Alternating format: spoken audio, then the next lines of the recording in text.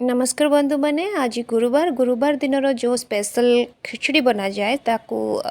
Punjabi style खिचड़ी मुझे आज प्रस्तुत करी कह जाए गुरुवार दिन जेहेतु बृहस्पति बार से दिन हलदिया वस्त्र पिंधा उचित एवं हलदिया खिचड़ी भी खावा उचित एवं समस्त को बांटा उचित तेज ये जो खिचड़ी अच्छी आप सब प्रकार पनीपरिया जमीक कखारू लाउ बैगण झुड़ंग आलू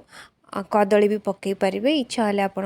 फुलकोबी भी पकई पारे ग्रीन मटर बीन्स एतिक सब पनीपरिया पकई पारे भल भाव सरू सरू कर काटी दिंतु एवं जमी तरकारी करते सेमती तेल पकातु गोटा गरम मसला पकातु भुरसुंगा पत्र पकातु तापर आपणकर तेजपत्र भी पकातु ता सांगरे मेथी पत्र को भी पकातु पकई सारापर परिया को पकई दिंतु से सब प्रकार मसला जहाँकि आपणकर धनिया पाउडर आउ हूँ लंका गुंड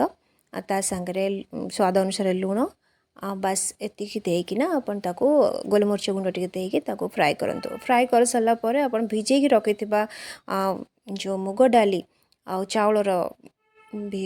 मिश्रण को ताको आपन पकेबे चाउल 2 आ 1 अनुपात रे चाउलर जदि 2 डब्बा देले कि 2 कप देले ताले मुग डाली 1 कप पर आधा आपन चोपा छड़ा मुग डाली आ आधा चोपा लगा मुग डाली को भल से धोईकिना भिजेकी रखी देथिबे ताको से भिजा मुग डाली को पकेबे मन इच्छा करके से आप फुल पानी दे दिंतु पानी देला परे ता कलर एते सुंदर देखा जिवो तापर ताको आपन ढांकी दिंतु हाई फ्लेम रे दे देबे जेतेबेले बॉइलिंग आसीजिवो ताको आपन सिम करनेबे तापर सिम होला पर देखिए 20 मिनिट्स पर ता पूरा कम्प्लीटली हो जाइथिबो सिझी जाइथिबो एवं बहुत सुंदर फ्लेवर भी आसुथबो एबे तार छुंक प्रस्तुत करबा घिओ देबे आपण लंका गुंड देबे सुखिला लंका भी दे पारंती सुखिला जो मेथी पत्र अच्छी ताको पकेबे ता ऊपर भी एगेन पानी देबे कहीं खिचड़ी बहुत पानी टाणे ताको पानी दे सारा पर आपन ताको टिके पानिया पानिया रहिबो खिचड़ी ताकि आपन खाइला समय ता संगे आ किछि भी दरकार नै आपन डायरेक्टली खिचड़ी खाइबा को पसंद करि पारिबे भल लागिबो आपन खिचड़ी तैयार हो जाइछि थैंक यू फॉर वाचिंग।